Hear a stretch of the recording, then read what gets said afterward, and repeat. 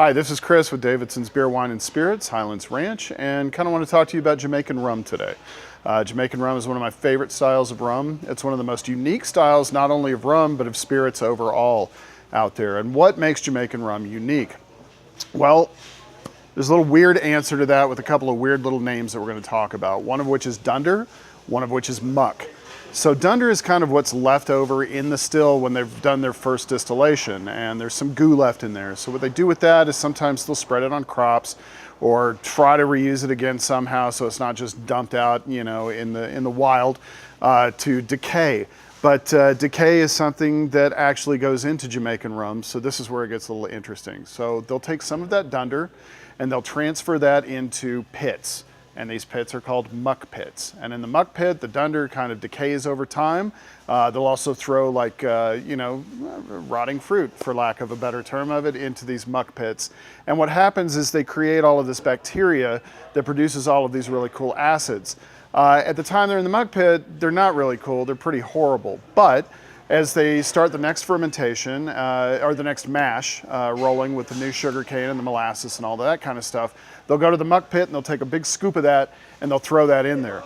What that does is you're adding all of these acids and bacterias to what you're going to ferment, that through the fermentation and then through the distillation, those are going to flip into these beautiful things that we call esters.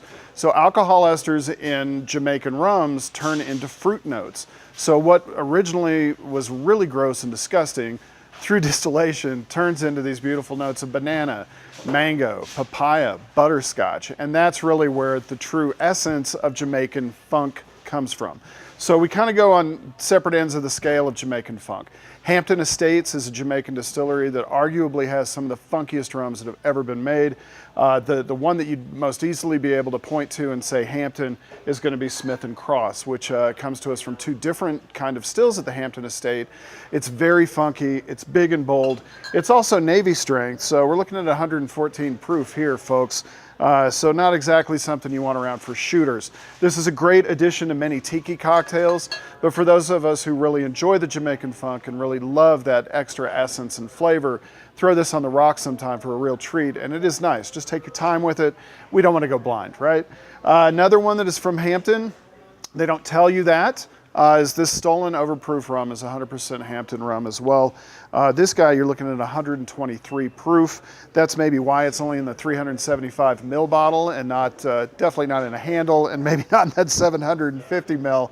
This is a glorious rum as well. I find it to be a little bit more intense on that funk note we were talking about with those extra esters than I do the Smith & Cross. But still, if you're into those things, throw this on the rocks and it's gonna do you right. So on the opposite end of the scale in Jamaican rums, we have Appleton Estate. So Appleton Estate is out in the middle of the island on a plantation there. They use a proprietary yeast strain that's there.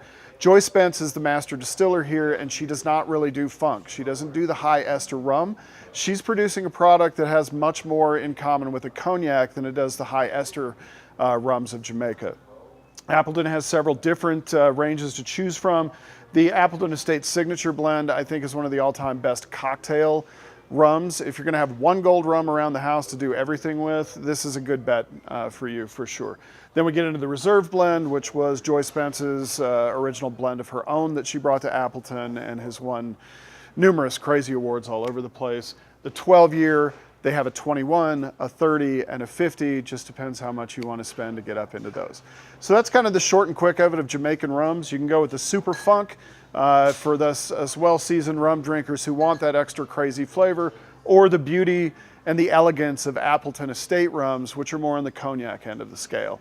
So I hope you try Jamaican rums, and if you're already familiar with them, get as funky as you can, because there's a lot of fun to be had here.